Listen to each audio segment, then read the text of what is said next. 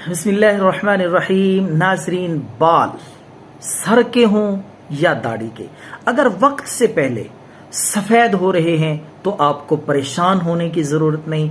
ये नुस्खा जो मैं आपको बताने जा रहा हूँ, ये आपके बालों को करेगा कुदरती तौर पे काला। नुस्खा भी ऐसा है, बिल्कुल कुदरती, कोई स्टीरॉयड नहीं, कोई लंबा चौड़ा इसमें आपको मेहनत नहीं करनी पड़ेगी। तो नाजरीन, बालों को अगर आप काला करना चाहते हैं तो ये नुस्खा मुतवातर मुसलसल इस्तेमाल करते रहें। खुराक की खुराक है, इलाज का इलाज है। तो नाजरीन, आपने बाजार से किसी अच्छी कंपनी का तैयार शुदा पिंसार स्टोर से रोगन बादाम की शीशी ले लेनी है, छोटी बोतल रोगन बादाम ले लें अच्छी किस्म का। और रात को सोने से पहले आप 1 कप दूध लें। दूध अगर आपको गाय का मिल जाए तो सबसे अच्छा है।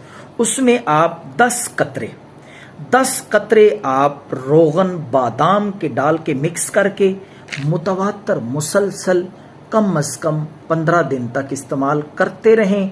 उसके बाद आपको रिजल्ट मिलना शुरू हो जाएगा। तो ये लगातार आप शुरू कर दें, इंशाअल्लाह बाल उम्र भर आपके न सर के न दाढ़ी के सफेद नहीं।